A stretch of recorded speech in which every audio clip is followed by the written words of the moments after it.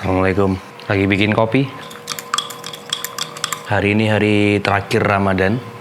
Semoga bisa dipertemukan Ramadan tahun depan ya.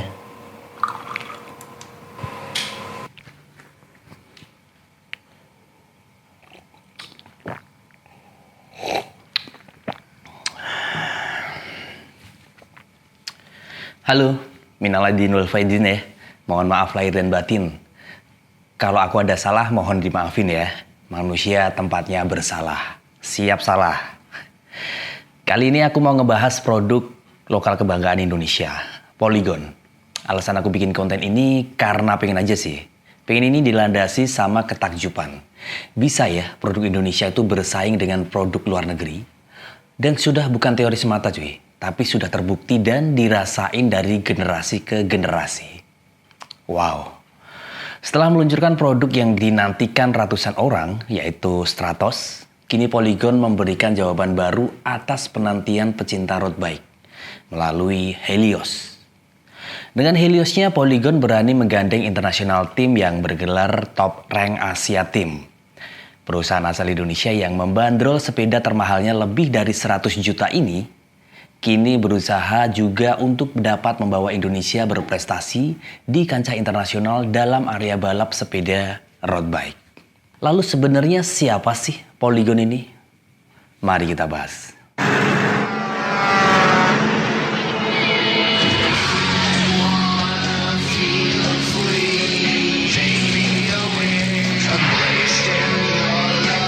Siapa yang nggak kenal sepeda Polygon? Brand sepeda yang telah tumbuh lebih dari 31 tahun ini telah memproduksi beragam jenis sepeda. Dari sepeda urban, sepeda gunung, dan juga sepeda road bike. Ngomongin umurnya, Polygon ini lebih tua dari umurku ya. Dan fun fact-nya nih ya, di rumahku tuh sempat ada 4 sepeda Polygon. Punya anak saya istri, MTB Extrada 6, RB Helios C8X. Baru aku sadari ternyata dia punya produk lintas gender dan lintas generasi cuy. Sepeda Polygon diproduksi oleh PT Insera Sena. PT Insera Sena ini terletak di bagian selatan dari Surabaya atau tepatnya pada perbatasan dengan Kota Sidoarjo atau sekitar 15 menit dari Bandara Internasional Juanda. Perusahaan ini berdiri sejak tahun 1989 dengan luas tanah 30.000 meter persegi dengan luas bangunan 18.000 meter persegi. PT Insera Sena ini didirikan oleh Sujanto Wijaya yang lulus dari Teknik Industri ITB pada tahun 1987. Jadi cuma selisih 2 tahun ya antara berdirinya perusahaan dan kelulusannya. Sujanto Wijaya yang akrab dipanggil dengan Pak Yanto, ini membangun PT Insera Sena karena ingin meneruskan usaha keluarganya yang telah menekuni pekerjaan dalam distribusi sepeda itu sejak lama. Jadi memang ini bisnis distribusi punya keluarga ya. 2 tahun setelah lulus dari ITB, Bapak Yanto ini mampu meneruskan tongkat estafet bisnis keluarganya. Kalau kita dengar Insera ini mirip bahasa asing ya. Ternyata ini tuh singkatan cuy. Insera adalah kepanjangan dari Industri Sepeda Surabaya. Sena ini adalah nama dari sosok wayang yang cukup terkenal di Jawa Timur yang menggambarkan kekuatan. Perusahaan ini memproduksi berbagai macam jenis sepeda seperti city bikes, trekking, MTB, full suspension, hard trail bikes, downhill, BMX, road bike, dan lain-lain lah. Pengambilan nama dengan singkatan ini cukup mengelabui ya, kalau itu berasal dari Indonesia. Mungkin pada saat itu sedang tren kali ya. Ya mirip Konimek juga begitu. Konimek itu singkatan dari Kondang Impor Ekspor. Pada tahu nggak ya? Oke, balik lagi ke Polygon. Pada awalnya, Bapak Yanto ini merintis PT Insera Sena khusus memproduksi sepeda berdasarkan pesanan merek-merek terkenal luar negeri. Belum menggunakan merek sendiri nih.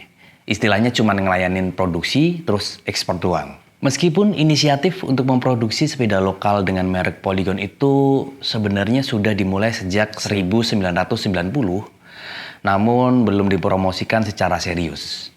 Karena perhatian masih diarahkan pada peningkatan kualitas dengan cara banyak menerima order dari luar negeri itu. Contoh sepeda yang sudah diproduksi seperti Raleigh, Scott USA, Miata, Kona, Apollo, Mustang, Limit, dan Moody Fox. Jadi kalau kalian sering dengar isu-isu sepeda brand Amerika atau Eropa, itu diproduksinya di Cina, nah produksinya loh ya. Terus jualnya di seluruh dunia. PT Inserasena sudah melakukan sistem begitu tuh sejak zamannya Pak Soeharto. Inserasena mengalami masa keemasan untuk produksi ekspornya pada tahun 1991 sampai 94. Dan pada tahun 94, brand Polygon ini mulai dikibarkan. Kesuksesan Polygon terus berlanjut hingga 1997. Polygon sudah dikenal masyarakat sebagai industri sepeda kelas menengah ke atas, cuy. Bayangkan waktu itu sepeda Polygon dibanderol 500.000 per unit. Sementara sepeda yang sudah ada paling mahal tuh 200.000 per unit. Jadi dulu tuh memang lebih mahal dari yang lain ya. Infonya hampir seluruh pelosok negeri disambangi untuk menjadi dealer, namun banyak yang menolak. Nah, karena ada kesulitan itu, maka pada saat itulah Bapak Yanto bersama seorang rekannya ketika itu mendirikan toko sepeda bernuansa modern dengan nama Rodaling. Rodaling dirintis sebagai toko dengan konsep one stop shopping. Jadi di situ mau beli brand sepeda atau aksesoris dari brand apa aja tuh bisa gitu loh. Nggak cuman brand Polygon doang. May the 14th, 1998. Sayangnya setelah itu pasar industri sepeda di Indonesia terus menurun. Puncaknya ketika krisis moneter, industri ini benar-benar mengalami penurunan yang sangat besar. Menurut Peter Mulyadi, manajer promosi PT Insera pada saat itu, seluruh produsen sepeda babak belur. Banyak yang gulung tikar dan beralih ke bidang usaha yang lain. Krisis moneter memberi banyak pelajaran bagi Inserasena. Sejak saat itu, produksi Polygon ini mulai merumuskan kampanye sepeda sebagai gaya hidup dan hobi. Bukan sekedar alat transportasi, cuy. Peter mengatakan bahwa dunia sudah masuk ke tren bersepeda untuk gaya hidup. Meskipun di Indonesia baru segmen anak-anak ya yang seperti itu. Namun Polygon akan mulai untuk segmen dewasa. Generasi 90-an pasti ngerasain ya, sepeda sudah jadi buat gaya hidup buat anak-anak. Kemana aja masa kecil kita naik sepeda ya, apapun itu sepedanya, ke sekolah lah, main lah, pasti bawa sepeda.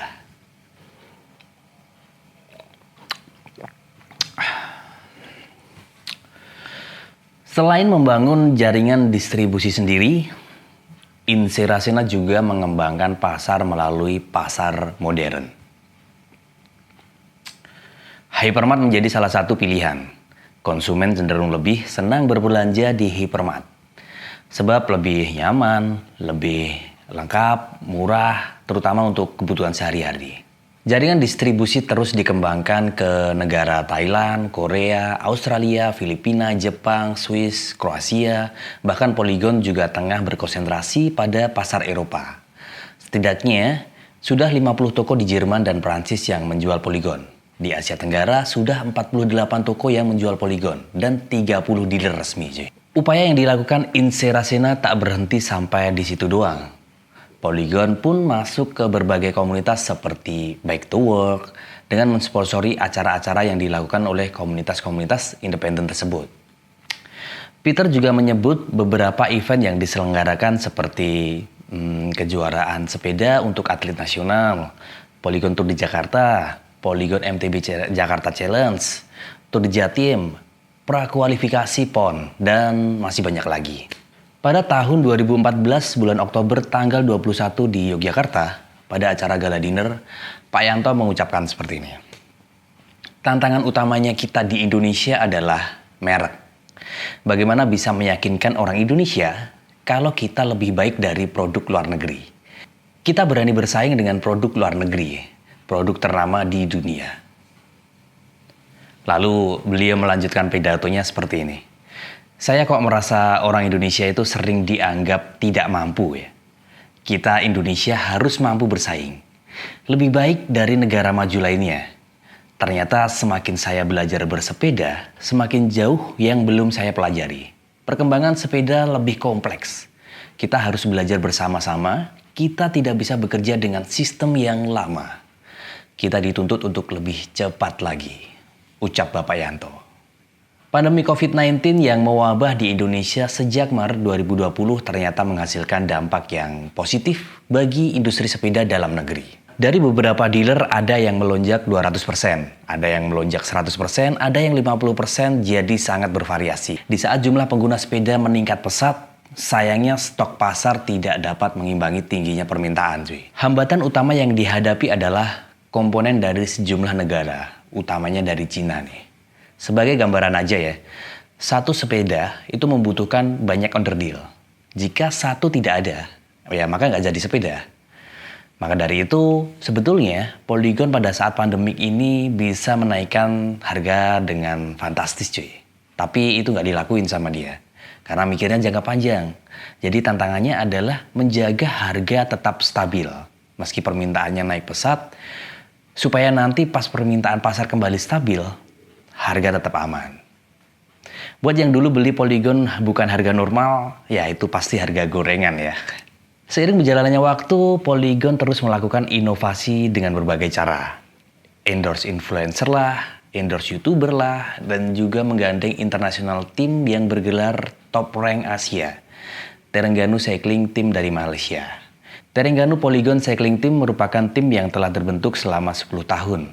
Dan anggotanya dari berbagai negara. Februari 2022, sorakan kemenangan kembali terdengar di ajang kompetisi road bike bergengsi. Tour of Sharjah di Uni Emirat Arab, Grand Prix Alaya di Turki, dan Tour of Antalya di Turki. Polygon Bikes juga menggandeng Nusantara Pro Cycling Team untuk turut mengobarkan semangat balap sepeda di Indonesia. Tercatat kedua tim ini menggunakan Polygon Helios seri terbarunya nih. Polygon yang dibanderol dengan harga paling mahal tuh, 3 digit cuy. Keberhasilan Polygon menembus pasar dalam dan luar negeri, antara lain karena konsistensinya dalam produksi. Sejak awal, Polygon memang sudah dibuat untuk memenuhi gaya hidup, bukan sekedar alat transportasi. Segini dulu ya ceritanya, semoga dari cerita ini kita bisa mengambil pesan-pesan positif di dalamnya. Saya Janu Joni mohon pamit, sampai ketemu di video-video selanjutnya. Wassalamualaikum.